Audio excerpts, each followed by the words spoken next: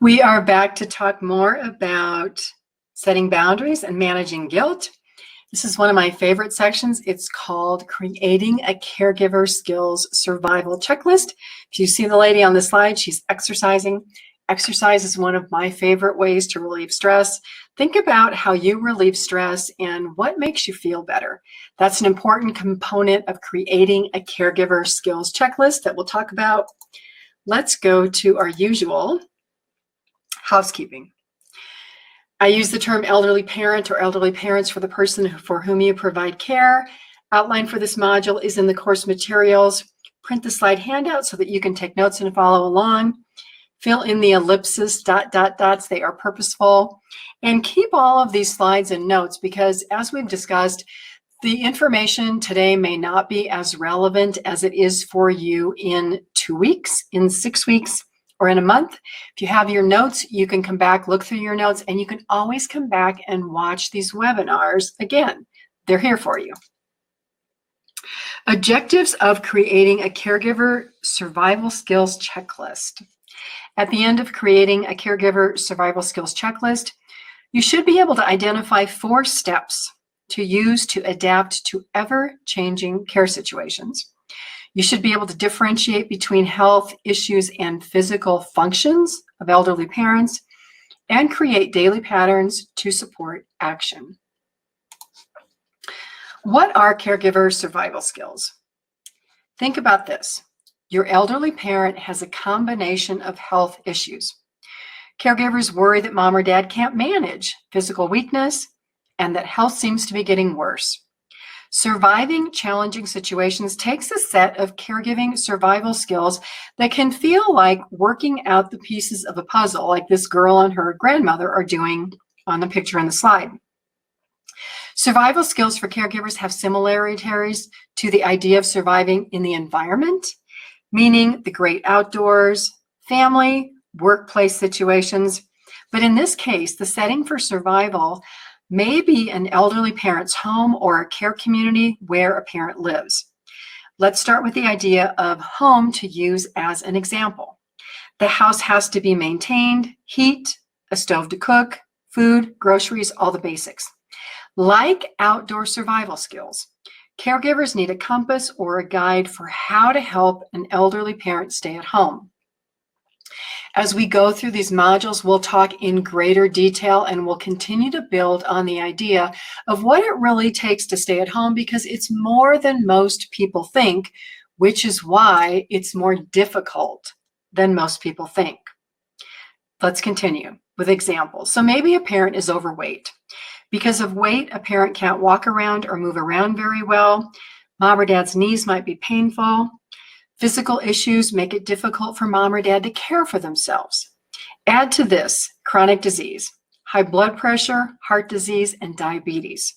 Your parent has health issues that they seem not to know how to manage. Either that or maybe it seems like they've given up. When we look at caregiver survival skills and developing these, we look at the event or the problem. We look at issues that elderly parents face and problem solve ways to manage through these circumstances. We develop a plan. The challenge is that if that plan were totally up to us as the caregiver, it would be so easy to accomplish. Creating this plan, though, involves elderly parents, grandparents, spouses, and others. Trying to work through the situation takes discussion. It takes consensus building about the plan, much like the teamwork that we do in the workplace. The number 1 skill is getting the lay of the land. Getting the lay of the land in caregiving involves creating a big picture look at the entire care situation of an elderly parent today, year down the road, a few years down the road. Most caregivers don't get the lay of the land until so far down the road into a care situation. And this is because, as I talked, a lack of knowledge and planning doesn't usually happen because we don't know what we're planning for. We don't know what can happen in caregiving situations. As we talked in the prior sections, building a financial and a time plan includes learning more about a parent's health concerns by gaining permission to attend a doctor's appointment. That time investment, if you are thorough in looking at all of the issues, will save stress, time, and burnout on the back end. In another module, we'll go into great detail about attending doctor appointments and navigating medical care.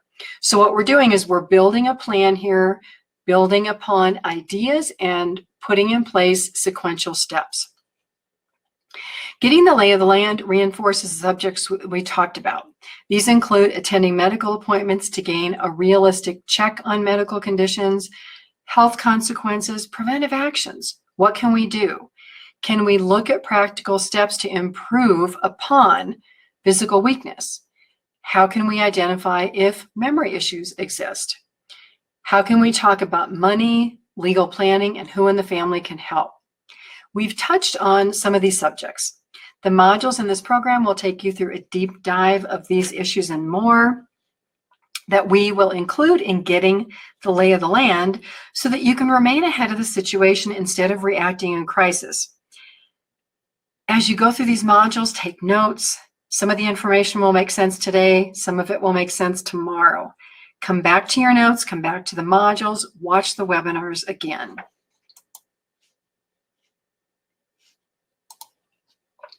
Number 2 skill, as you are caregiving and working and caregiving, it's essential to talk to the workplace about being a caregiver. If you're here in this program because of an employer, be so thankful. Working caregivers receive little recognition or support for their efforts to care for elderly parents, and I applaud corporations that provide caregiver education and support to their employees. It is so valuable. If we look at statistics from the Bureau of Labor Standards, called the BLS, those statistics confirm that the average caregiver helps elderly parents an average of 3 hours a day. And that 3 hours a day may not mean that you're at their house or you're providing direct care. You could be making phone calls. You could be coordinating information for them. Those statistics also confirm that you do this for at least 20 hours a week. That's a lot of time. That's like having a part-time job. You provide the help in a variety of ways. You make phone calls to coordinate medical appointments. It's time spent at the home of an elderly parent, running errands, and in helping other activities that contribute to that 20 or more hours a week. The best tip that I can give you about being a working caregiver is to be proactive in talking to your supervisor or the Human Resources Department about the fact that you do care for an elderly parent. You're not trying to hide anything. State the facts of the time accommodations that you need, whether it's to come in late, leave early, or take time off. More important, though, is to have a plan on how you're going to make up that work time. Restate your commitment to your job and to care for your elderly parent so your supervisor knows that you're committed, so they don't worry about the fact that, oh, Jerry or Mary has to go care for a parent. They're not going to get their work done. You are going to get your work done. How do you have those conversations? Here's an example. I'm caring for my father and I need to take him to a elderly parent.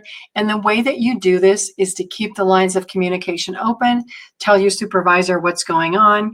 Again, you don't have to go into a lot of detail. This is the time I'm going to miss. This is how I'm going to make up my work. Be proactive. Number 3 is to find support. I cannot emphasize this one enough. Every care situation is different, as is the level of family support that exists. Some caregivers have good family support. Other caregivers may be an only child. You may not have any family support. You may be the last child living in the same city as an elderly parent. Brothers and sisters may live hundreds or 1,000 miles away. In other situations, you may be helping an elderly parent who is the main caregiver for your elderly parent. Every caregiver needs some type of support. Family support, friend support, the support of other caregivers in group situations, your caregiving skills checklist. If you know of other caregivers at your workplace, start an informal group, go to lunch, have an after work get together so that you still have the socialization that you need and share stories and experiences. You can find other local caregiver support through disease-specific associations, like the Alzheimer's Association, American Diabetes, Heart, Stroke, Parkinson's, and others. Just through your participation in this course, you may meet other caregivers online in similar situations who can share their experiences. One of my favorite sayings is, it takes a caregiver to understand the experience of another caregiver. You'll find that caregivers are supportive of each other, that you're empathetic of the ups and downs, no matter what stage of caregiving you find yourself in, early stage, middle stage, late stage, find a support network, participate. Becoming a caregiver can become emotionally draining and stressful. Many caregivers feel depressed, isolated, and alone. Support exists, but you have to make the effort to find the right group for you. The fourth skill is to create a daily pattern. Survival skill number 4 is to create a daily pattern to release worries, negative thoughts, and emotions. This is so important because it's easy for us to become stuck in those ruts where we think that everything is impossible and nothing is ever going to get better. Our minds are our most exceptional support and our greatest enemy. Trying to remain positive in increasingly stressful situations can feel impossible. Set aside daily time, 10 minutes, 20 minutes, 30 minutes, for prayer, meditation, exercise, listening to music, reading, or participating in another activity that brings you hope, that brings you to a point of positive thinking. Because caring for an elderly parent who has health issues can be filled with worry. Focus on the positives of a situation. Invite your parents to think positively. Create shared goals. Throughout the modules in the Caring Generation series, I talk about how lifestyle issues are the most significant contributors to health and well-being. I talk about how age is a number. The belief that becoming old, sick, and frail is influenced by the caregiving situation that does focus on treating diseases instead of prevention. We have to be the ones to be positive and think about prevention. Consumers are led to believe that aging and frailty is what happens. It doesn't have to be that way. When creating a care plan that addresses health issues, it's essential to be grateful for the positives. The caregiver's ability to ride the up and down roller coaster depends on your level of interest, your level of commitment to become an educated and proactive advocate for the care of elderly parents. A little bit of hope, a little bit of cheerleading goes a long way to support the self-esteem of an elderly parent who may be struggling with all of the changes happening in their lives. Gain clarity on survival skills for elderly parents and for the caregiver. And I'll share one more story. When my mom was diagnosed with heart disease because of smoking and bad health habits, the doctor told her that she had to lose weight and she couldn't figure out how to do it. She tried everything and it didn't work. I became the cheerleader. What did I do? I called every diet place in town, whether it was Weight Watchers or Nutrisystem or whatever I could find. I called these places and I had them send information to my mother's house. So packets of information, piles of mail showed up at my mother's house because I felt that I had to be the cheerleader. If I didn't do something, she was not going to be able to lose this weight that put her heart at risk. And they wanted her to lose weight so that she would have fewer health complications and that any treatment she had would be more successful. So this was not like oh, maybe I should lose weight or, I'll think about it. It was, I have to lose weight. How am I going to do this? So my mom eventually, I think she chose Weight Watchers. And she went and she had about 30, 40 pounds to lose. She did it. She got down to a normal weight, which for her height and size was about 135. Did great. Focused on changing eating habits, ate healthy. Sometimes she would admit, that she still wanted the bad things. And it's not that if you're eating healthy that you can't occasionally have a cookie or a piece of cake or something like that. If you remember, let's go back. the video called Eat Cookies. Did you watch the video? Do you know why the video is called Eat Cookies? I'm not going to tell you because I really do want you to go back and watch that video. It's the 17-minute video of the gentleman who was in his 30s, who was a bodybuilder, who fell backward over a retaining wall and became a quadriplegic. I want you to relate all these sessions that we're going through to everything. Go back, watch that video, and be able to tell me one of these days why it's important to eat cookies and why that video is called Eat Cookies. I'm Pamela D Wilson, caregiving expert, advocate, and speaker. As always, it has been my pleasure to be with you during this section, during this part. I will see you in another module. Again, remember, come back, watch these videos, take notes. It is so important to your continuing education on how to manage caregiving situations and reduce stress and all of the parts of caregiving that we experience that we feel can be challenging. I will see you in another webinar.